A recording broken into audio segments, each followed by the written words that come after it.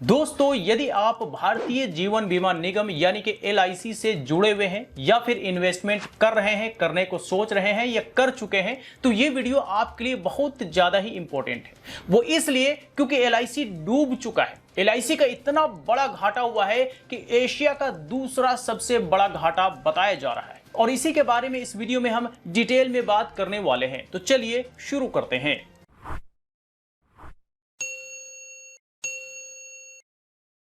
तो देखिए, पिछले महीने भारत सरकार यानी कि मोदी सरकार ने LIC का IPO यानी कि इनिशियल पब्लिक ऑफरिंग लॉन्च किया था, और लॉन्च करने के बाद से अब तक यानी कि पिछले 1 महीनों के अंदर अंदर 17 अरब डॉलर निवेशकों का नुकसान हुआ है। निवेशकों का मतलब कि हमारा, आपका, हमारे आप जैसे आम आदमी का। और ये जो लॉस हुआ है, इस लॉस को एशिया का, जी हां, भारत का नहीं, एशिया का दूसरा सबसे बड़ा नुकसान बताया जा रहा है, दूसरा सबसे बड़ा लॉस बताया जा रहा है। यानी कि इतना बड़ा नुकसान 17 अरब डॉलर।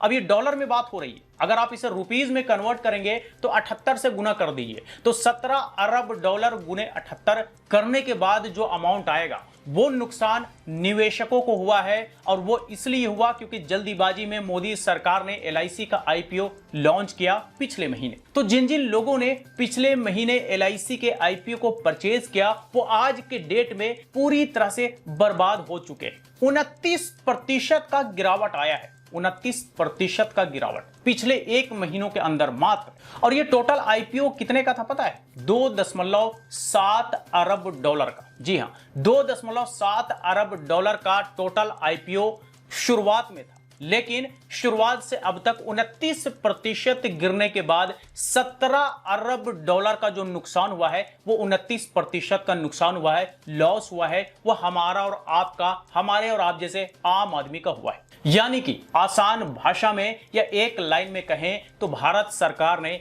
LIC का भट्टा बैठा दिया है। अब इनके पास एकमात्र ऑप्शन बचता है कि भाई IPO तो लॉन्च हो चुका है, लोगों का बड़ा नुकसान हो चुका है, वैसा नुकसान जिसकी भरपाई मुझे लगता है कि दशकों लग जाएंगे होने में। तो अब एकमात्र ऑप्शन बचता है कि LIC को बेच दिया जाए। जिस तरह से सारी चीजों को भारत सरकार बेच रही है, उसी तरह से LIC को भी बेच दे। जो कंपनी खरीदेगी वो अपने हिसाब से चलाएगी, नफा होगा या नुकसान होगा वो उसका होगा। लेकिन अभी भारत सरकार के पास एकमात्र ऑप्शन बचता है LIC को बेचने का, क्योंकि 17 अरब डॉलर का नुकसान यानी कि एशिया का दूसरा सबसे बड़ा नुकसान हुआ है, जिसकी भरपाई करने में दशकों लग जाएंगे। तो देख लीजिएगा फाइनली जो डिसीजन बनेगा LIC को लेकर के कि भाई ये किसी को बेच दिया जाए, जिस तरह से सारी चीजों का प्राइवेटाइजेशन हो रहा है। तो ये तो आपने देखा कि किस तरह से LIC के IPO के लॉन्च होने के बाद से नुकसान हुआ। और नुकसान क्यों हुआ? क्योंकि मोदी सरकार ने इसके IPO को लॉन्च करने में बड़ा जल्दीबाजी कर दी, यानी कि समय नहीं दिया, समय नहीं लिया। एक स्ट्रेटेजी जो बनना चाहिए था, एक प्लानिंग होना चाहिए था, ये सारी चीजें नहीं था, बल्कि जल्दीबाजी में IPO लॉन्च करने का नतीजा यह हुआ कि निवेशकों का बड़ा घाटा हो गया, बड़ा नुकसान हो गया। अब यहां पे एक सवाल आपके जहन में आ सकता है कि अगर मैंने LIC में इन्वेस्ट किया है या मैं पिछले 5 सालों से LIC चला रहा हूं, तो अब हमें क्या करना चाहिए?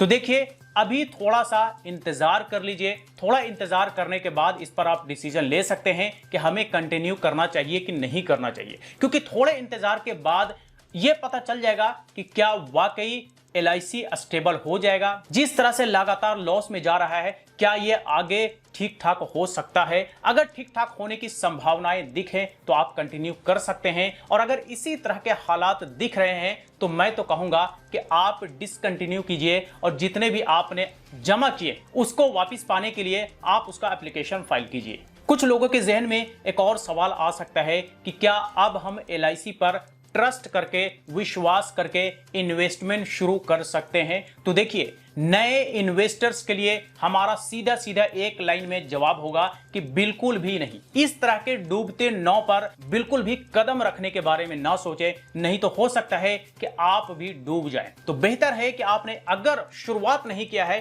तो शुरुआत करे भी नहीं, बल्कि कोई अदर अल्टरनेटिव देख लें, कोई और इससे बढ़िया कंपनी देख लें, जहां पर इन्वेस्टमेंट करने के बाद कुछ आपको बेहतर रिटर्न मिल जाए और आगे की कुछ उम्मीद हो, कुछ सिक्योरिटी हो, सेफ्टी हो, इन सारी चीजों को ध्यान में रखते हुए कहीं और इन्वेस्टमेंट कर ले। लेकिन जो लोग पहले से कर चुके हैं, मुझे लगता है कि उन लोगों को थोड़ा इंतजार करना चाहिए, यह समझने के लिए, देखने के लिए कि आगे इस कंपनी की यानी कि एलआईसी की स्थिति कैसी होती है, सिचुएशन कैसा रहता है। जैसा सिचुएशन हो वैसा आप डिसीजन ले, मेरा ऐसा मानना है। हो सकता है कि आप में से कुछ लोगों के जहन में यह भी सवाल होंगे कि ये जो इतना बड़ा नुकसान, एशिया का दूसरा बड़ा नुकसान जो एलआईसी के आईपीओ में हुआ है, क्या इसकी रिकवरी हो सकती है? तो रिकवरी के चांसेस मान के चलिए ना के बराबर है, या 2-4-5% हो भी जाए तो उससे कुछ होना नहीं है, क्योंकि 29% का लॉस होना, 29% डाउन होना, यह बहुत बड़ी बात होती है। 29% रिकवर करना, यह भी बहुत बड़ी बात है। तो जो एक बार लॉस में चला गया,